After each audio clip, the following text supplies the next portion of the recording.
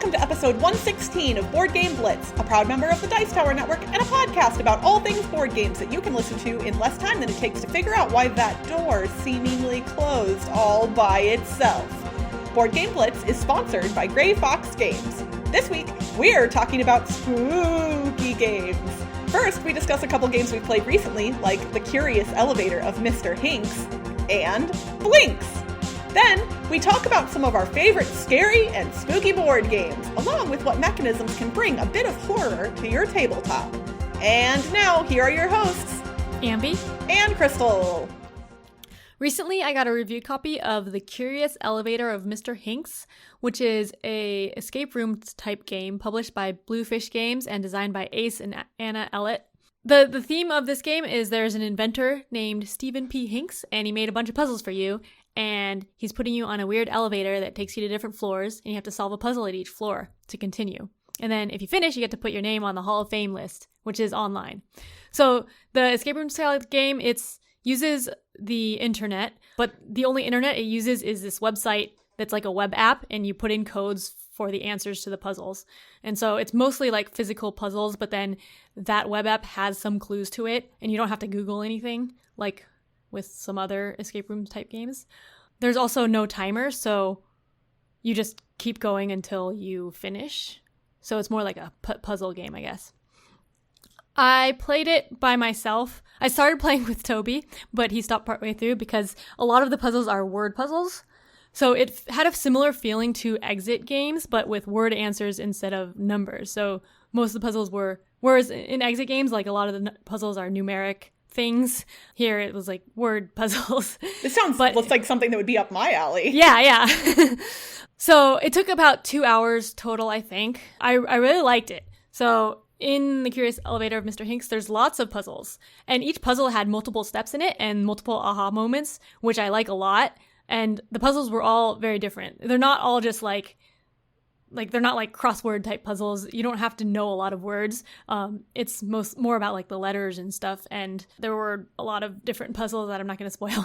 Also, for each puzzle, there were multiple ways to get to realize what you need to do. Like there are some visual clues that show which items are for which puzzles, or like underlining important pieces or something. So like if you didn't see one way, you might have seen another way and figured it out that way, which I think was really cool.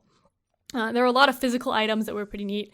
Mostly like paper and card items. And the game is replayable, mostly. So you might want to write on some items, but if you don't write on any of the items, which is doable pretty easily, you could just write on like a notepad, then you can replay it. There's one item that is destroyed, in quotes. It's not really destroyed, but they give you 2 replacement items for that destroyed item, so you can play it again twice. Well, you won't be playing it again, but you can give it to someone else to play again, and that, I guess, twice. So I really liked it. What Toby didn't like is that like the puzzles are word puzzles, and at the end for the solution step there's some anagrams, which both of us have problems with. but I might have used like some anagram solvers online if I got stuck. Also, on the website for The Curious Elevator of Mr. Hincks, it's either like named after Mr. Hincks or something, or Bluefish Games. I forget what the website is, but it tells you the box tells you what the website is. There's a really good hint system. Like the first hint tells you which items you need to solve it, because there's a bunch of items in the box and you get everything all at once. So you need to figure out which items go with which puzzles. So that's the first hint. And then there's a bunch of sequential hints that go step by step. So they only give you a little bit of hint at a time. So you don't have to like spoil everything at once with the hints, which is really nice. Yeah. So another thing is, because it's like the theme is you're in an elevator, the Curious Elevator of Mr. Hincks. You're going solving puzzles on each floor one at a time, so it's a linear thing, but because they have multiple parts to the puzzles, more than one person can be working on it at a time. So it's not just like a solo game. I'm not sure how many people it would be good with, since I just played it by myself, but it could be multiple people working at a time, I think. And I really liked that you don't need Google, and the website was cool because it had like animation of the guy Mr. Hincks and then the elevator, and it had stuff that you click on, which was cool. It's kind of like a app integration, but it's a web app. Yeah, so you can get the Curious Elevator of Mr. Hincks on their website. They also have a game called The Curious Stairs of Mr. Hincks, which is a prequel to the elevator, because the stairs comes before the elevator.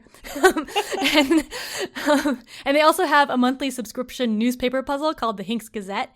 So they also sent me review copies of a couple of those. I think they're like $7 each or something, but it's basically a one-page newspaper, double-sided, and they have multiple puzzles within it that have solutions that give hints for a final puzzle that's a word solution that you enter on their site. So it's a lot more word puzzles too, so you would probably like that too. And in the articles, there's also like lots of funny articles on the newspapers, so it's fun to read. I think like each of those took maybe like 30 minutes to an hour of playtime, and I did those solo as well. So, but those ones are not as replayable. Like I needed to mark up the newspaper or like do things to the newspaper that made it not replayable. So that would be a one-time, more like a mini word exit game if you want to do the Hincks Gazette. So that was the Curious Elevator of Mr. Hincks, made by Bluefish Games, and they also have the Hincks Gazette, which is a subscription puzzle. This time of year, when I hear, like, it's kind of spooky times and I hear the word elevator, all I can think of is that Saturday Night Live skit with David S. Pumpkins. Like, Tom Hanks is David S. Pumpkins. If you, Ambie, you have to look this up. Okay, you will have to look this up. It is the most ridiculous Saturday Night Live skit, but it's like, it's one of those ones that's so dumb, it's funny. Well, we didn't plan it this way, Ambie, but the two games we're reviewing today, they rhyme. So you were playing The Curious Elevator of Mr. Hincks, and I am going to be talking about Blinks. So Blinks is not just a game, but a game system. And it is unlike any other board game system that I've ever played before.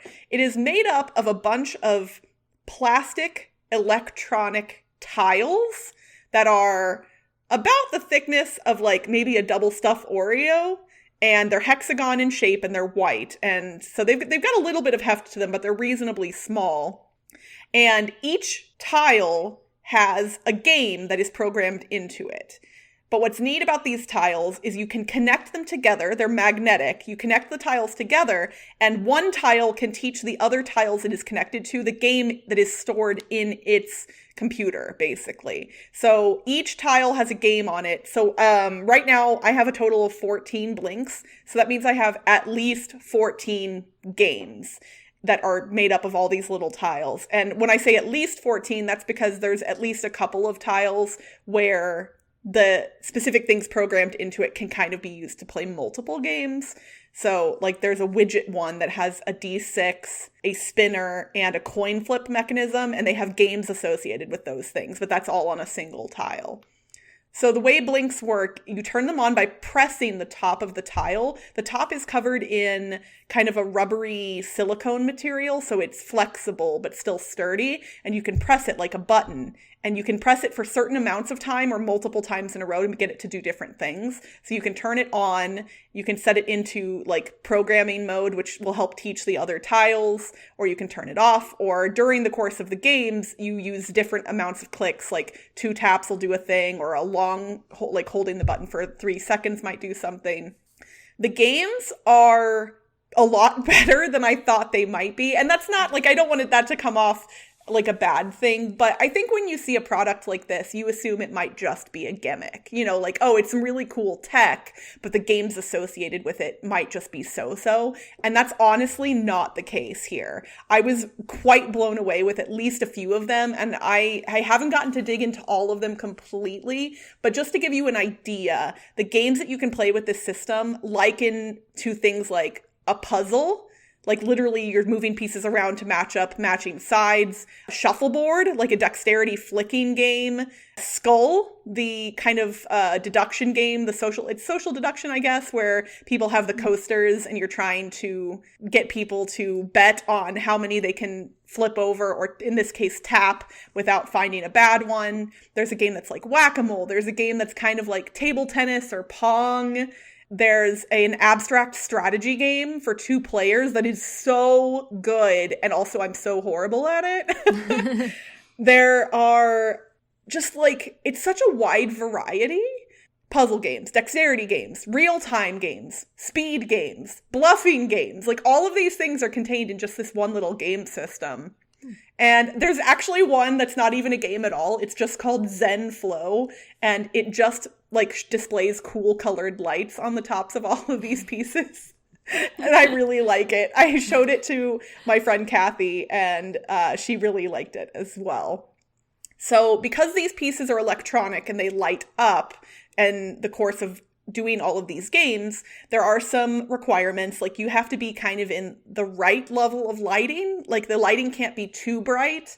I think you could probably take it as dark as you wanted, but obviously at a certain point it'd be hard to see anything but the little tiles themselves. It does look really cool in low light though, and we played with like kind of just like medium-ish light, and it worked out well.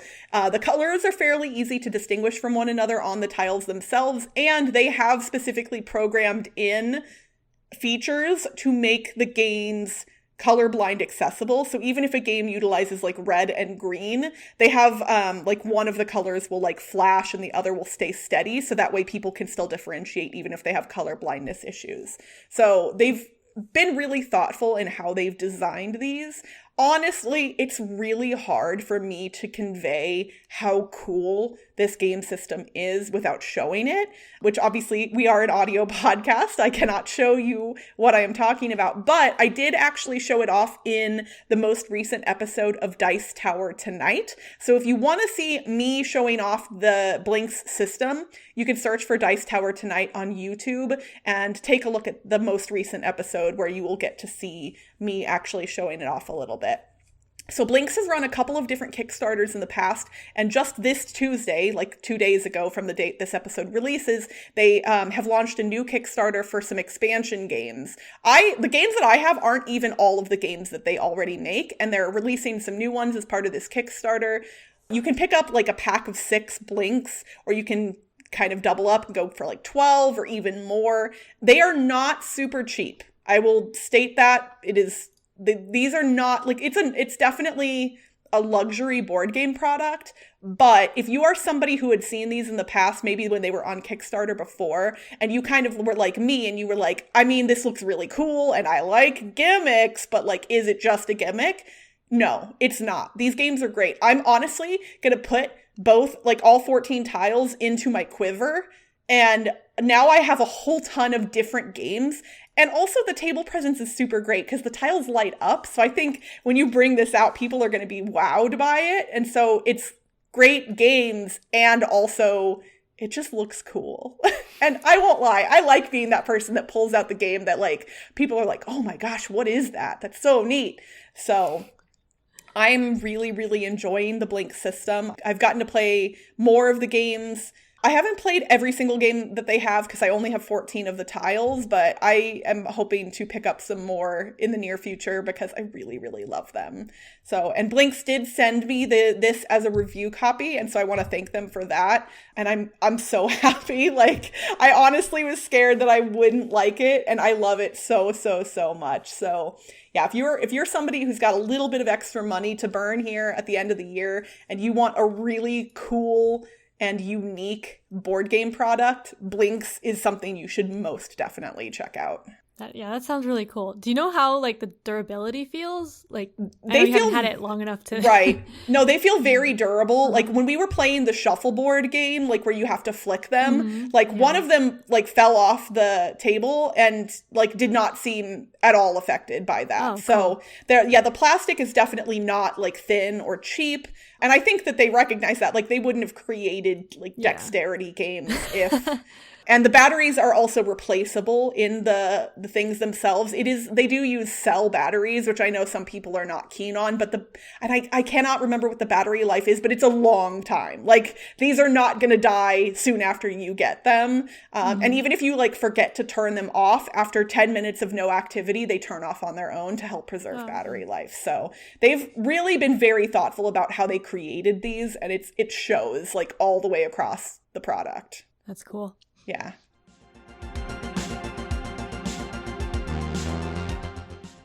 All right, Ambie, I remember, I think our very first year of the podcast, we specifically did a Halloween-themed episode where we talked about, some scary and spooky games, but we haven't really touched on that subject much since then. Yeah. Well, I think even the first episode, it wasn't really spooky games. It was more like spooky music. We talked about music. Oh, yeah. Like immersive, I think.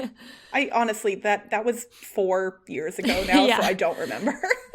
But we definitely, there are quite a few scary and spooky games that Ambie and I enjoy. And so we wanted to share some of our favorites with you all and also discuss a little bit about how board games are able to even create scary, spooky, or tension-filled moments when they don't have some of the same tools available to them as like a medium like video games does, for instance. Yeah. So I personally don't like horror in like movies and video games. I get too scared. So I haven't, and that feeling doesn't get as scary in board games or books for me. So, but when I thought of like scary games, the first one that came to mind was Nyctophobia, because I played that once and you're blindfolded if you're not the killer player. So Nyctophobia is a one versus mini game where the mini people are trying to run away from this axe murderer or vampire or something, depending on which version you have. And you're blindfolded and you're feeling around the board to figure out what is next to your pawn. So it's scary because you can't see what's going on and you don't know where the bad person is. Taking away a sense is a really good way to, I think, ramp up the tension in a game. And not a lot of board games do that. Yeah. I can't think of other ones that really do. I know you get blindfolded in When I Dream, but in theory... Yeah, but that one's not, like, scary. No, that's just... and really, you could close your eyes for that one. But I feel like Nyctophobia with the blindfolds, it's more than just closing your eyes. It's really like... really dark. Yeah, like removing all of your sight. Yeah. Because when you just close your eyes, like the room light still... You can tell there's light. Yeah. If the room light is on. Yeah, so that was the game that I thought of. That's like the Halloween-y game. For sure. I think you've touched on something important, is that like utilizing the senses in general is a good way to create unique moments that work well in like scary games or like suspenseful games. And I think a good example of that is Mord im Arosa, which technically isn't really scary per se, but like it kind of creates that tension when you're dropping the cubes into the hotel and everyone leans in to listen to the cubes falling. Like, it's interesting because that game, it's about people who got murdered and you're trying to solve the murder. It doesn't really feel spooky per se, but it does have that little bit of tension because of those moments when you have to listen so carefully. Yeah, and there aren't that many games that use sound as a mechanism, but I think like Stop Thief, at least the Restoration Games one, uses an app with you listening to footprints of the thief that you're trying to find, which is not a scary game, and I haven't played it, but but you would be like listening intently to it. And so I could see if you wanted to make a scary game, having something with where you have to listen intently to something and then like having something scary happen would be effective at being scary. Atmosfear does exactly that. Oh gosh. Like, and it's funny, I actually don't want to describe all of the things that Atmosfear does because it's not spoilers per se, but if you've never played Atmosfear and you ever get the chance to, I don't want to ruin some of the moments in it for you. But it has a VHS tape, although there's also a version of it on YouTube, so you don't have to have the VHS. And it's not just the tape itself that causes those jump scare moments, but like this is a game with actual jump scares in it, both from the video and from the other players, because the players are picking up time cards throughout the course of the game that have specific times printed on them and a specific action printed on them. And you're watching the time tick down on the video, and at specific moments, players will be instructed to do something. And obviously, I don't want to mention what those things are again, because I don't want to spoil those moments for people who haven't played it. but it is like legitimate jump scares, like the kind you get like in no other board games. Wow. Yeah, and it's pretty awesome. I don't think I want to play this now because I don't like jump scares.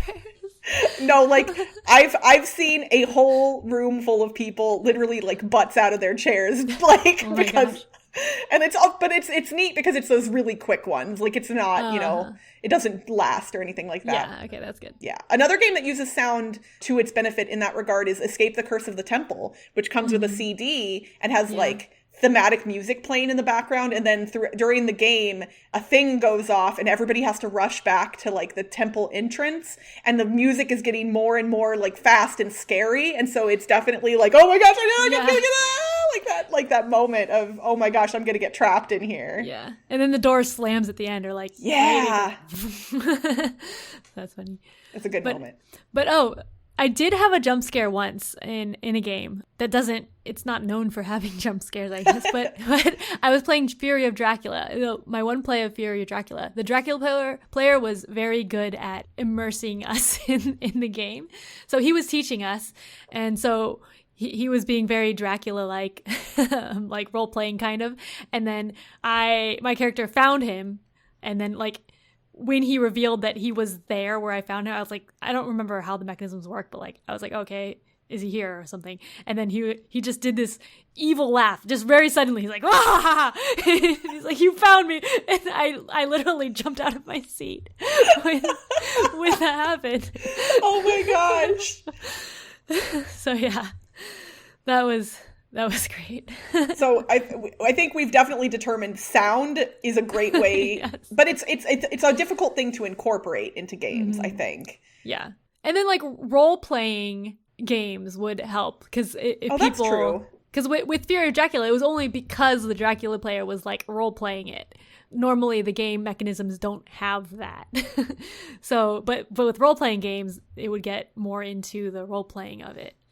For sure. And people being in character in general, I think can really, help with that for sure. So what are some other types of games that you think kind of fit into like this category of scary or spooky or something that, causes like tension? So for tension, what you mentioned, Escape the Curse of the Temple, that's a real-time game. So real-time creates tension.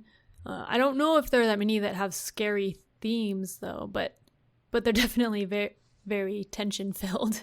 For sure. Yeah, it's interesting, like, does tension in and of itself make something scary? And I think the answer is definitely no, but it can. Yeah. Because I think that, that's why, I don't like horror movies either, but that's generally, I believe, why people like horror movies, is because there's that buildup of, like, a little bit of stress and tension, and then the eventual release, and I believe that's why people like horror movies.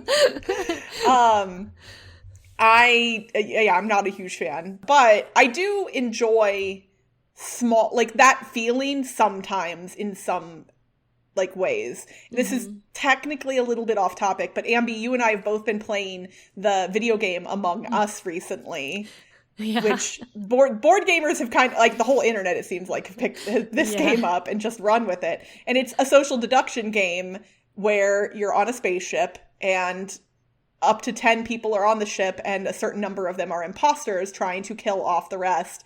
And the tension of both being a good guy and being a bad guy in that game is great. And I think video games have an advantage here because they are able to utilize more of the senses. They're able to utilize, graphics and sounds and lots of other things to create that tension. But I have found that, like, murdering people in that game is actually a really good stress reliever. Yeah. Yeah, I think with video games, they have the real time just like always in there. So it's easier to do the tension. Whereas with board games, it's tough to make it be real time, because then that's like the whole thing, and having to manipulate everything on the board is hard. Because with other social deduction games, like a real time social deduction board game, that doesn't seem like it would work. Well, no, because it doesn't. One Night Ultimate Werewolf has a timer. That's true, but like it's not you the have same to way. decide. Like you're like going around in Among Us. You're going around and like killing people. It's like a hidden movement. There's just so much stuff in there with the real time. Whereas like normally social deduction games, there's not like the other stuff in there as well. Right. Yeah, I think a board game with that many aspects in it would probably become too complex. Yeah. And there's obviously also board games that just kind of have spooky themes attached to them that you'll hear on any list of games that are good to play for Halloween. Things like Betrayal at House on the Hill, which is a classic, the Arkham and Eldritch Horror games, Dead of Winter, I think would be a good one that would fit here. You know, actually the Arkham and Eldritch Horror ones are interesting, and there are other games that use the same thing, but like those games tend to have mechanisms in them. Ooh, and Mansions of Madness as well, where, and obviously there's some sensitivity issues regarding this topic, but like there is the ability typically for players to go insane in those games. And again, I'm speaking about this only within the game's mechanisms and not whether that topic is an appropriate one necessarily, because I think there are some issues that are problematic regarding how mentally ill people are referred to in board games. But I do think that the mechanisms surrounding insanity do a good job of creating stress and tension in some of these scary games, because you start questioning the things that you know to be true. And I think that's like the crux of a lot of different horror things. Like in the movie, it's, like what, somebody's inside the house now? And so like in one of these games, when somebody pulls one of those cards, you're like, well, are they on my side, or are they working against us, or are they for us? You know, those moments, I think that mechanism tends to be a good way to incorporate those types of moments too. Yeah. And I guess the Hidden Traitor with Dead of Winter does that, and other games with hidden traitors. It's like you don't know whether to trust people. And Dead of Winter does that pretty well, because everyone has these weird objectives and they're like being all shifty. Right. And in Dead of Winter also, I believe if you deal out the cards the way the game tells you to, there is a chance that there isn't a traitor. So it is that whole, you don't know. I mean, even in Battlestar Galactica, you know at the end there's a traitor, but in the first half of the game, you don't actually know for sure that there's a Cylon amongst you. And so that doubt and the suspicion helps kind of create some of those moments. I've referred to this probably years ago, and I haven't mentioned it in a long time, but Dead of Winter also does another really interesting thing. I used to refer to the bite, or the whatever the die is in Dead of Winter, as one of the scariest things in board games, because when you roll that die, there's a single side on it. I think it's a D8 or D10? I don't remember. D12? No. Maybe 12. It's got a decent number of sides. It's not a D6. Yeah. I think it's 12, maybe. Maybe. And one side is instant death for your character. So every time you roll that die, that's tension right there. Like when you know that you could just get bitten by a zombie and die right now. That die always scared me to roll. And I haven't played Dead of Winter in a long time, but now I kind of want to. Yeah, I haven't played in so long. So yeah, I think there are a lot of interesting ways that board games can incorporate these feelings of dread and spookiness. But I honestly think that there's a lot to explore here. I think that there is a lot of space that hasn't been explored in as far as like spooky and scary board games. And especially now as game designers are more inclined to incorporate electronic or app-based things in their games, I think there's a lot of room for stuff like that to come around. And I love horror-themed board games. I won't do video games, but I will do board games. So I'm excited to see what theoretically might come in the future. Although once it gets more appy and like video games, it'll get too scary, I think. I think it's okay for me as long as I'm not fully immersed. That's when I really like I can't play VR horror games at all. Yeah. If y'all want the most hilarious live stream ever, is we should convince me to play like a scary game on VR, because I will scream the whole time. I won't watch it because I'll get scared. And that's it for this week's Board Game Blitz. Visit our website, boardgameblitz.com, for video and blog content, as well as to get links to all our social media pages. This episode was sponsored by Grey Fox Games. For the month of October, Grey Fox is giving you treats instead of tricks. Get 20% off your order of all non-exclusive items at greyfoxgames.com with the promo code SpookyBGB. You should also head over to Kickstarter to check out Campaign Trail 2nd Edition, which is a reprint of the base game along with the new Green Party expansion. Grey Fox Games, quality games cleverly crafted. Support our show and get cool perks for as little as $1 a month by visiting patreon.com/boardgameblitz. As a patron, you'll get access to pre-edit recordings and our private Slack channel where you can chat with us and the other Blitz peers every day. Our theme song was composed by Andrew Morrow. Technical support provided by Toby Mount. Board Game Blitz is part of the Dice Tower Network. Until next time, when there's something boxed, shipped to your door, what you gonna play? New board games! Bye, everyone! Bye!